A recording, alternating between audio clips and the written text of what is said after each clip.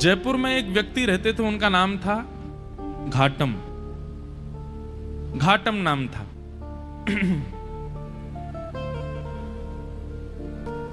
उनका पेशा था, उनके पूर्वजों से ही चला आ रहा था, वो सब चोरी करते थे। दादाजी, परदादा, परदादा, पूरे गांव का ही यही पेशा था, यही काम था, सब चोरी करते थे। घाटम जी भी चोरी करते थे। तो एक बार श्री घाटम जी कहीं जयपुर से आमेर जाते हैं, तो बीच में अभी जहां कथा थी इससे पहले वही स्थान है, आमेर और जयपुर के बीच में कनक घाटी, वहीं श्री घाटम दास जी रहते थे। उनका नाम बाद में घाटम दास हो गया, पर पहले उनका नाम घाटम था। तो घाटम जी चोरी करते थे। तो एक बार रात में बैठे थे चोरी करने के लिए, तो उस दिन कोई व्यक्ति तो मिला नहीं उनको मालदार, लेकिन झोला लिए हाथ में और जटाएं बांध करके कोई संत वहां से जा रहे थे। घाटम जी बेचारे 2 दिन से तो उनको कुछ चोरी हुई नहीं थी, फिर भी मन में विचार करने लगे, तो महात्मा है, इनकी क्या चोरी करूं मैं, कोई बात नहीं, चोरी नहीं करता हूं, प्रणाम कर लेता हूं जाके। और घाटम जी उनके मार्ग पर आ गए और अर्धरात्रि का समय, घनघोर अंधेरा, प्रणाम किया। महात्मा रुक गए, बोले अरे खुश रहो वत्स, क्या नाम है, नाम आदि पूछा, कहां रहते हो, स्थान बताया, क्या करते हो। घाटम जी बोले मैं चोरी करता हूं। महात्मा को ये बात बड़ी बढ़िया लगी कि इसने छुपाया नहीं मुझसे, सत्य बोला। बोले चोरी क्यों करते हो भाई, चोरी डकैती करना ये अच्छी बात नहीं है, मत किया करो, अच्छा काम नहीं है। बोले महाराज काम तो अच्छा नहीं है मैं जानता हूं, पर ये तो मेरे परिवार का पेशा है, मेरे पूर्वजों से चली आ रही है चोरी, हमारा परिवार इसी में ही निपुण है। मेरा बेटा है अभी 5 साल का, उसको भी तैयारी करा रहा हूं मैं, उसको भी सिखा रहा हूं कैसे जाना चाहिए, क्या क्या आयुध संग लेके जाने चाहिए, किस प्रकार लोगों को देख करके समझ जाना चाहिए मालदार है कि नहीं है। महात्मा बैठे बैठे, देखो संत का स्वरूप क्या होना चाहिए, संत केवल वहां ना जाए जहां माला और दक्षिणा मिले। संत का स्वरूप है वो जहां जाए, अगर दिख रहा है कि कुछ दूषित स्थान है, दिख रहा है कि इसके अंदर कुछ कमियां हैं, उसको सुधार करे। इसीलिए वो संत बना है, इसीलिए वो साधु बना है, केवल मालदार बनने के लिए नहीं बना है साधु। महात्मा को चिंता हो गई, बोले अगर मैं इसको कुछ सिखा करके नहीं गया और इसका जीवन परिवर्तित करके नहीं गया, तो इस मार्ग से निकलना मेरा दुष्कर हो जाएगा।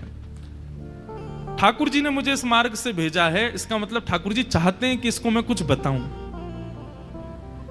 महात्मा जी ने उसको बिठाया, बोले सुनो ये घाटम, तुम चोरी मत किया करो, तुम छोड़ दो चोरी। बोले महाराज जिसके रग रग में, जिसके रक्त में चोरी हो वो कैसे छोड़ सकता है। अरे हम तो ऐसे हैं, परिवार में भी हम लोग रोटी भी पानी हो तो हम चोरी करके ही पाते हैं, हम रसोई में मांगते नहीं रोटी दे दो, हम वहां भी चुपके से ही जाते हैं। इतना ज्यादा हम लोगों में चोरपन घुस चुका है कि अब ये निकल नहीं सकता। महात्मा थोड़े व्याकुल थे, तो घाटम जी बोले भगवान आप देखिए व्याकुल मत होइए, मैं भी विवश हूं कि मैं नहीं छोड़ सकता चोरी, पर हां चोरी के अलावा जो कहोगे वो करूंगा। चोरी तो मैं करूंगा, लेकिन उसके अलावा आप जो कहोगे वो मैं अपने जीवन में उतार लूंगा, उस आज्ञा को मैं सर्वोपरि मानूंगा, बस चोरी को छोड़ने को मत कहो, चोरी के साथ साथ जो कहोगे मैं करूंगा। महात्मा ने विचार किया, महात्मा बोले ठीक है 4 बातें लिखो। सबसे पहली बात, तुम सत्य बोलोगे। घाटम जी बोले ठीक है, आज के बाद चाहे कुछ हो जाए मैं सत्य ही बोलूंगा। दूसरी बात लिखो, संत जनों का खूब सम्मान करोगे, आदर करोगे। बोले जी महाराज जी। तीसरी बात लिखो, जो भी लाओगे घर में, चाहे चोरी करके लाओ, चाहे प्रेम से लाओ, कमा के लाओ, सबसे पहले ठाकुर जी को निवेदित करोगे, उसके बाद स्वीकार करोगे। बोले जी। और चौथी और अंतिम बात, कहीं मंदिर दिख जाए, मठ दिख जाए, आश्रम दिख जाए, संत दिख जाए, 100 काम छोड़ के चोरी करके भाग रहे हो, सिपाही पीछे पड़े तो भी रुकोगे, प्रणाम करोगे, फिर जाओगे। घाटम बोला जो आज्ञा। अब ये 4 बात मेरे लिए अध्यादेश हैं, आदेश नहीं है, अध्यादेश है। चाहे दुनिया इधर उधर हो जाए, मैं इन 4 बातों को कभी नहीं छोड़ूंगा। संत बोले ठीक है। अब देखो, गुरु आज्ञा कितनी बड़ी होती है। ये कोई लिखी हुई कथा नहीं है, ये असली कथा है। आज भी घाटम जी का वहां घर है, आज भी उनका वंश है वहां पर। और इनका जो मतलब कुल गोत्र था, हमारे राजस्थान की तरफ मीणा होते हैं, वो इन्हीं के उन्हीं परिवार में से थे। तो घाटम जी ने अपने गुरु की आज्ञा मान ली। बोले 4 बातें मुझे करनी है। एक बार कुछ संतों की टोली जा रही थी, घाटम जी ने देख लिया, दौड़ करके गए, चरणों में निवेदन किया, मेरे घर आ जाइए, प्रसाद पा लीजिए। संत बोले ठीक है। अब घर पहुंच गए। अब लेकिन घाटम जी के घर पे व्यवस्था कुछ नहीं थी भोजन की। पत्नी से कहा 5 मूर्ति आई हैं, भोजन बनाओ। बोले 5? हम 2 के लिए तो भोजन नहीं है, 5 को कैसे पवाऊं मैं? घाटम जी बोले गुरु आज्ञा निरर्थक हो जाएगी, मुझे कैसे भी इनको 5 को प्रसाद तो पवाना है। घाटम जी ने देखा कि पड़ोस में एक कोई व्यक्ति रहता, उसके पास में उसके गेहूं अनाज आदि का भंडार है, थोड़ा चोरी करके ले आता हूं, उससे बना के इनको पवा देंगे, गुरु आज्ञा पूरी हो जाएगी। गुरुजी ने यही तो कहा है कि संतों की सेवा करो, अब कैसे भी करो, चोरी करके करो चाहे कुछ करो। दौड़ करके गए, वहां से कुछ अनाज आदि ले आए, घर पर ला करके प्रसाद बनवा करके पवा दिया। घाटम जी की चिंता हो गई कि आज सवेरे बारिश हुई थी और मैं चोरी करके लाया हूं, तो निश्चित मेरे पैरों के चिन्ह बन गए होंगे, और उसको यदि पता चल गया कि मैंने चोरी किया, वो घर आ जाएगा, मुझे पकड़ करके ले जाएगा, आदि आदि मन में ये विचार करने लगे। लेकिन मैंने तो गुरु आज्ञा के वश होकर के किया ना। इतने में ही वर्षा हो गई, आंधी तूफान आया और सब उनके चरण चिन्ह आदि मिट गए। तो उनको ये अटूट विश्वास हो गया कि मैंने गुरु आज्ञा मान करके पूर्ण किया, तो ठाकुर जी मेरी सहायता कर रहे हैं, मेरे रक्षक बने हुए। घाटम जी का जीवन ऐसे चलने लगा। गुरु पूर्णिमा का समय था। घाटम जी ने मन में विचार किया, मेरे गुरु ने मुझको सब कुछ प्रदान किया, इस बार गुरु दक्षिणा के रूप में ऐसी कोई वस्तु या इतना धन कुछ दूं गुरुदेव के यहां कि वर्षों तक भी अगर मेरे यहां से सेवा ना जाए तो गुरु जी को दिक्कत ना हो, मेरी तरफ से ऐसा रहे कि हां परिपूर्ण हो गई सेवा। उसके लिए एक बड़ी चोरी कर लेता हूं, उसके बाद फिर मैं धीरे धीरे छोड़ ही दूंगा। एक बड़ी चोरी करता हूं, उससे जो धन आएगा गुरुदेव को दे दूंगा। और घाटम जी ने विचार किया क्या चोरा हूं। तब उन्होंने विचार किया, बोले कि यहां आमेर का जो राजा है, इसके घोड़े बड़े कीमती हैं, और उनमें भी एक काला अश्व है, काला घोड़ा है, वो सबसे ज्यादा कीमती है, ऐसा पूरे भारत में नहीं है। यदि उसको मैंने चोरी कर लिया और उससे जो धन आएगा वो यदि मैंने गुरुदेव को दिया, तो आजीवन मुझे जितना देना चाहिए उतना एक बार में ही दे दूंगा मैं गुरुदेव को। तो गुरुदेव के यहां गुरु पूर्णिमा की सेवा मेरी तरफ से होती रहेगी। घाटम जी चोरी करने के लिए जा रहे हैं। एक सामान्य से घोड़े पर बैठ करके घाटम जी और सीधे राजभवन में प्रवेश कर रहे हैं। मुख्य द्वार से ही प्रवेश करने लगे तो द्वारपालों ने रोका, ए कहां जा रहे हो, क्या नाम है तुम्हारा? बोले घाटम। कहां जा रहे हो? बोले चोरी करने जा रहा हूं। झूठ नहीं बोलना है, गुरुदेव ने मना किया है। तो द्वारपालों ने मन में विचार किया, ये जरूर राजा का कोई गुप्तचर है, राजा का कोई बहुत घनिष्ठ व्यक्ति है, हमने इसको रोक दिया है इसका परिचय पूछने, इसलिए बुरा मान गया, बुरा मान करके कह रहा चोरी करने जा रहा हूं। ए भाई सुनो, द्वार खोल दो, ये कोई राजा का परिचित व्यक्ति होगा, ऐसे कौन बोलता है चोरी करने जा रहा हूं। द्वार खुल गए, वो भीतर प्रवेश कर गए। भीतर प्रवेश करके घुड़साल में गए, वहां सबसे महंगा घोड़ा जो काला अश्व था उसको खोल लिया, बैठ गए, लेकर के बाहर आने लगे, खुले में ही सबके सामने बाहर की ओर जाने लगे। तो द्वारपालों ने कहा ये तो राजा का घोड़ा है, ये क्यों ले जा रहे हैं? फिर भैया ये काला अश्व कहां लेके जा रहे हो? बोले चोरी करने आया था, चोरी कर ली, अब चोरी करके ले जा रहा हूं। द्वारपाल बोले ये तो कुछ ज्यादा ही बुरा मान गया है, ऐसे कौन बोलता है? अरे भैया द्वार खोल दो, इनको जाने दो। रोको नहीं। उनका सत्य और वहां द्वारपाल का उसके प्रति ये भाव रखना कि बुरा मान गए, वो ऐसा फिट हुआ कि किसी को शंका ही नहीं हुई कि ये चोरी कर रहे हैं। घोड़ा लेकर के चले गए और उसी समय राजा ने आज्ञा की मेरे घोड़े तैयार करो, मैं भी जाऊंगा कहीं। ऐसा उसने आज्ञा की। जाके देखा तो काले अश्व थे नहीं। अफरा तफरी मची। जब द्वारपालों के कान में बात पहुंची तो उन्होंने हल्ला किया कि अरे एक व्यक्ति आया था, आकर के इतना सत्य बोल के, वो तो बोल के गया मैं चोरी करने आया हूं, चोरी करके ले भी गया, तुमने रोका क्यों नहीं? बोले महाराज हमको लगा कि ऐसे कौन बोलता है, चोर कभी ये बोलता मैं चोरी करने आया हूं, लेकिन वो सत्य बोल रहा था तो हमको लगा आपका कोई गुप्तचर है, आपका कोई घनिष्ठ है, इसलिए हमने रोका नहीं उसको, ले गया वो। सैनिकों को भेजा, जाओ पकड़ लो उसको, घोड़े लेके आओ। घाटम जी घोड़ा लेकर के जा रहे थे, दौड़ रहे थे खूब तेज कि राजा के कोई दूत आए उससे पहले मैं इसका विक्रय कर दूं कहीं। लेकिन तभी उसी मार्ग पर ही एक मंदिर पड़ा राम जी का, और वहां संभवतः उसी समय आरती चल रही थी। गुरुदेव की आज्ञा याद आ गई। बोले गुरुजी ने कहा था कहीं मठ मंदिर आश्रम दिख जाए तुरंत रुक के प्रणाम करना है। तुरंत अपना घोड़ा रोका। भयभीत है मन में, लेकिन गुरु आज्ञा पर इतना विश्वास। घोड़े को रोका, खड़ा किया, वहीं एक पेड़ से बांध दिया, भीतर भाज करके गए। जल्दी जल्दी प्रणाम कर रहे थे, आरती चल रही थी, आरती प्रणाम की, संतों को प्रणाम किया, परिक्रमा लगा रहे थे, 4 परिक्रमा करी। लेकिन जब तक वो बाहर आते उससे पहले सैनिक आ गए, और सैनिकों ने आकर के देखा घोड़ा खड़ा है, लेकिन एक आश्चर्य हुआ, वो घोड़ा जो काला था वो श्वेत हो गया था। लेकिन घोड़े की आकृति, घोड़े की कद काठी, घोड़े का स्वरूप बिल्कुल वैसा ही था जैसा उस काले, बस उसका वर्ण श्वेत हो गया। तो सैनिक खड़े तो हो गए आके, लेकिन कहने ये घोड़ा तो वही है, लेकिन ये श्वेत कैसे हो गया? घाटम जी निकल करके बाहर आए, सैनिकों ने उनकी ओर देखा, ये घोड़ा किसका है? बोले घोड़ा राजा का है। बोले राजा का घोड़ा तो काला था, ये श्वेत कैसे हो गया? तुम चोरी करके लाए ना? बोले हाँ मैं चोरी करके लाया। ये श्वेत कैसे हो गया? बोले ये तो मुझे नहीं पता, क्योंकि मैंने जब बांधा था तब तो काला ही था। ये श्वेत कैसे हुआ ये तो मुझे नहीं पता।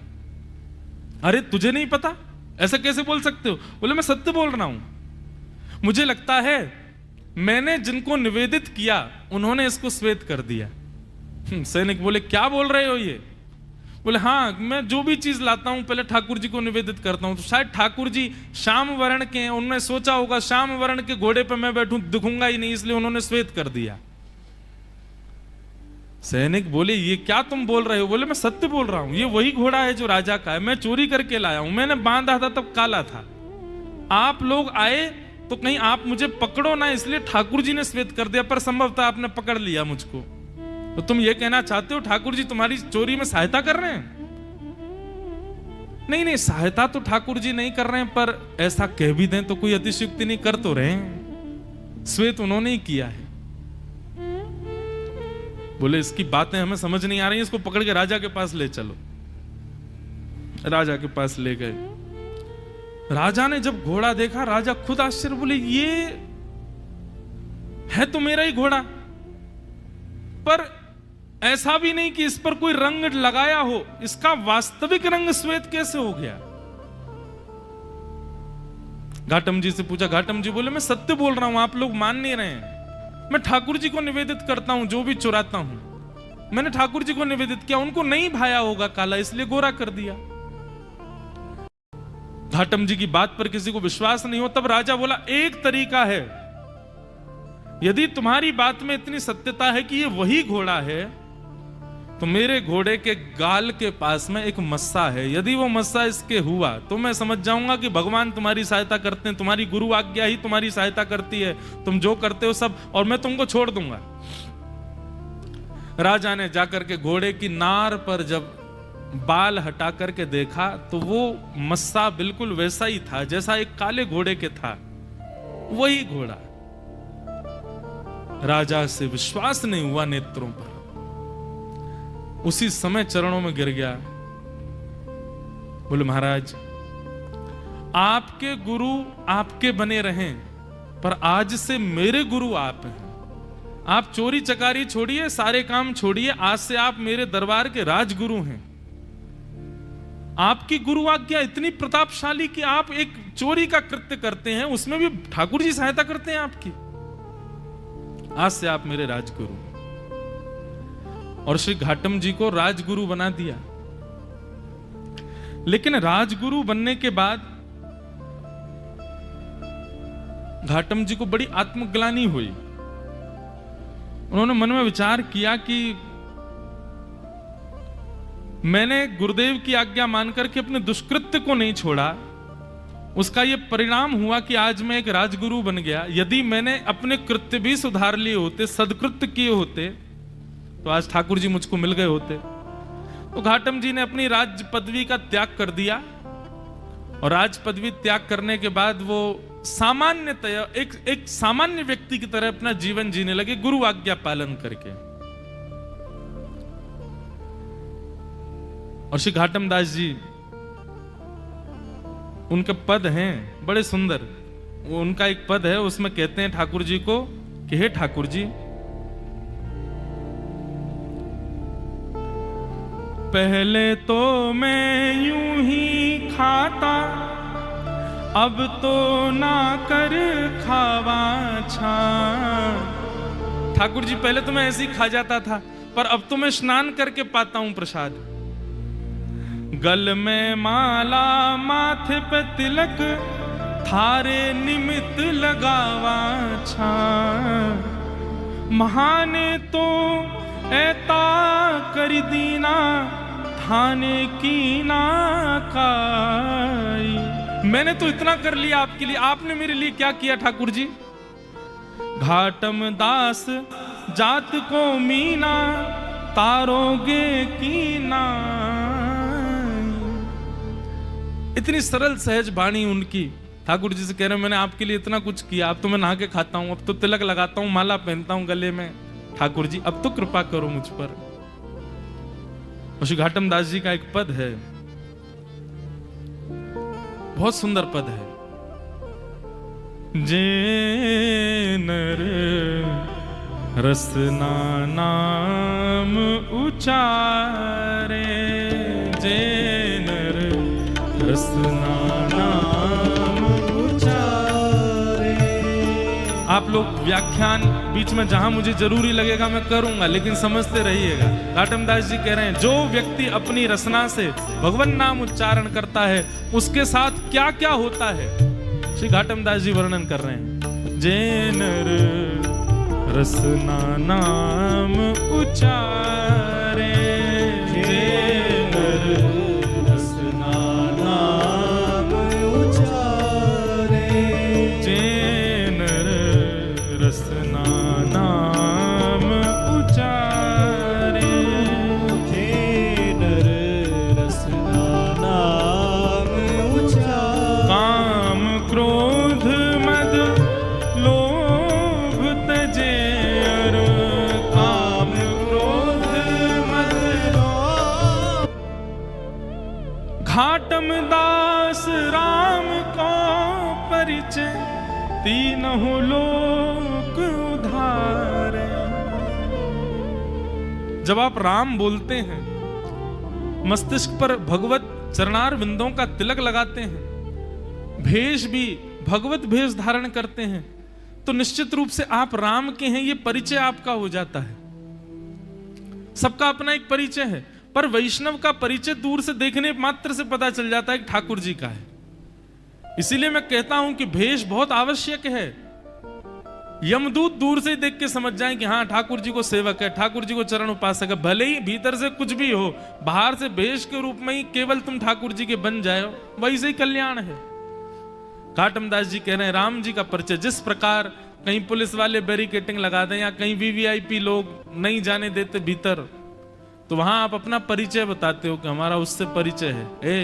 वहां के एमएलए हमारे चाचा हैं, वहां के वो मुख्यमंत्री हमारे फूफा जी हैं, ये है वो है, ऐसे परिचय देकर के भीतर चले जाते हो।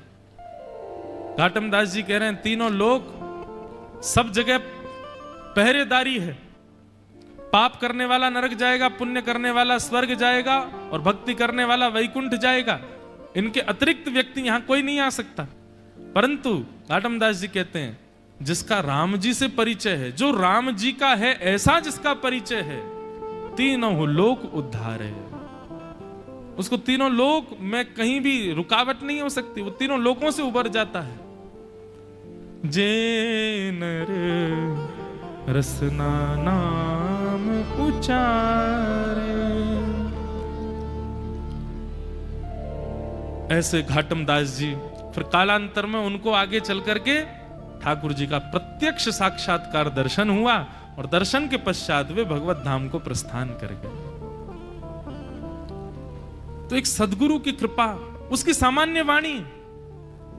अरे राह चलते हुए एक संत ने 4 बातें बता दी एक चोर को, और उस मार्ग पर चल करके वो चोर एक दिन ठाकुर जी के प्रत्यक्ष दर्शन कर लेता। हम चोर तो नहीं है, हम डाकू तो नहीं है, हम डकैत तो नहीं है, हम इतने नीच तो नहीं है, हम तो सामान्य मानव हैं। शुद्ध रोटी खाते हैं, शुद्ध जल पीते हैं, शुद्धता से रहते हैं, सब काम ठीक करते हैं। हम में इतने अवगुण नहीं है। हम गुरु आज्ञा को यदि मान लें तो हमारी स्थिति क्या होगी। इसलिए भैया आज्ञा गुरुणाम अविचारणीयाम, ये रहुगण जड़ भरत संवाद इसी बात का प्रतिपादन